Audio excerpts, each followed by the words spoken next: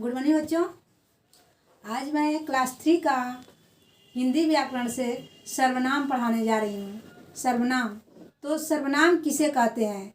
देखिए, जो शब्द संज्ञा या जो शब्द संज्ञा के स्थान पर प्रयोग किए जाते हैं उसे हम सर्वनाम कहते हैं।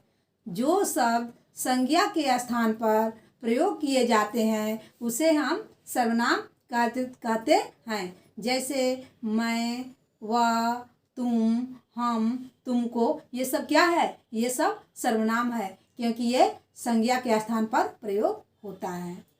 अब हम देखेंगे कि सर्वनाम के कितने भेद होते हैं।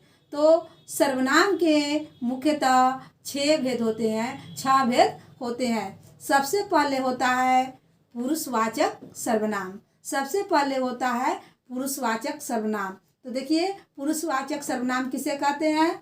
जिस सर्वनाम शब्दों का प्रयोग बोलने वाले, सुनने वाले या अन्य किसी व्यक्ति के लिए किया जाता है तो उसे हम पुरुषवाचक सर्वनाम कहते हैं। पुरुषवाचक सर्वनाम के 3 भेद होते हैं। पुरुषवाचक सर्वनाम के 3 भेद होते हैं। पहला, उत्तम पुरुष।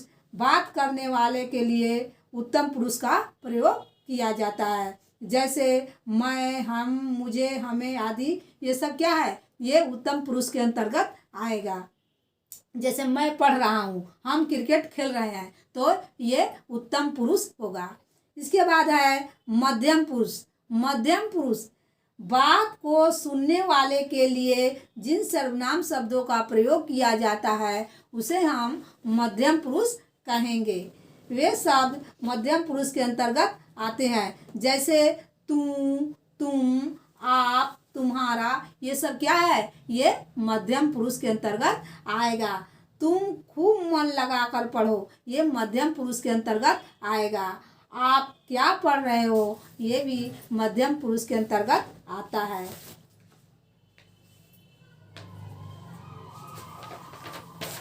इसके बाद है अन्य पुरुष।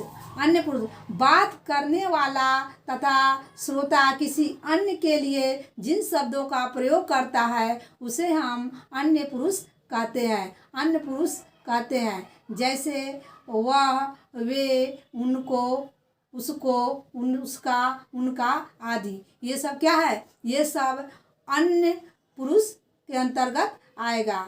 जैसे वह कल चला गया, वे कल घर आए, ये सब क्या है? ये अन्य पुरुष के अंतर्गत आता है।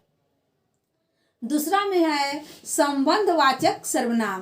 पहला में हो गया पुरुषवाचक सर्वनाम और दूसरा में है संबंधवाचक सर्वनाम। तो जो सर्वनाम शब्द वाक्य के दूसरे सर्वनाम शब्दों के साथ संबंध को जोड़ता है, संबंध जोड़ता है।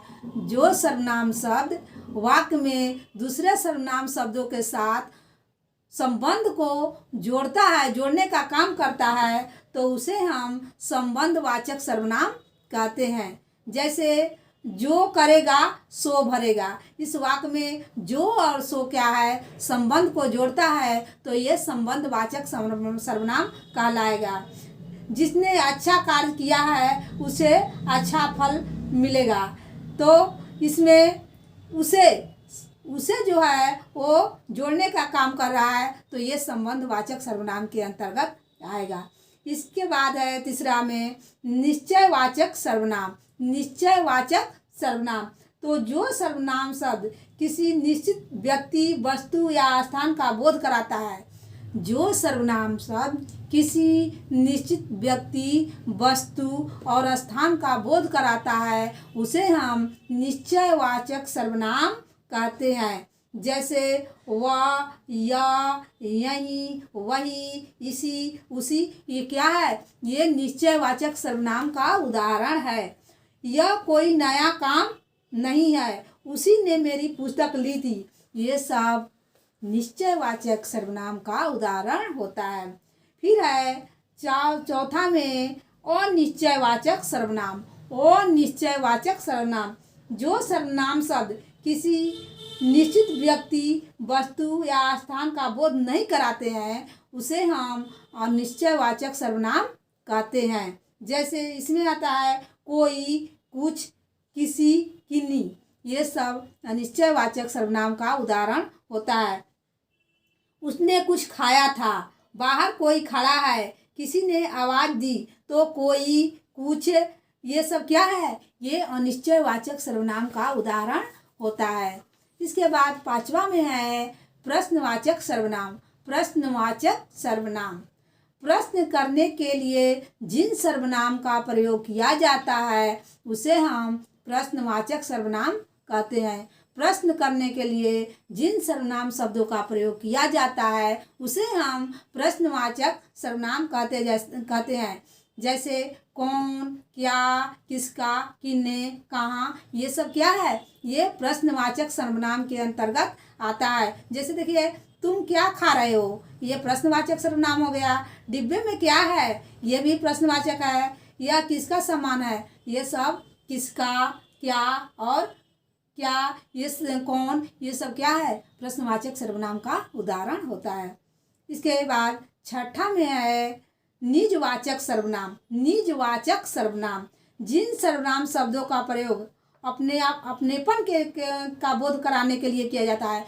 जिस सर्वनाम शब्द का प्रयोग अपनेपन का बोध कराने के लिए किया जाता है उसे हम निजवाचक सर्वनाम कहते हैं। जैसे स्वयं, खुद, अपने आप, आप ही, ये सब क्या है? ये सब निजवाचक सर्वनाम का उदाहरण है। जैसे देखिए, मैंने यह चित्र स्वयं बनाया, अपनेपन का बोध करा रहा है, तो ये क्या हो गया?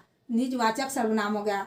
मैं स्वयं ही चला जाऊंगा, मैं स्वयं ही चला जाऊंगा, ये भी अपनेपन का बोध करा रहा है, तो ये कौन सर्वनाम हुआ? निजवाचक सर्वनाम।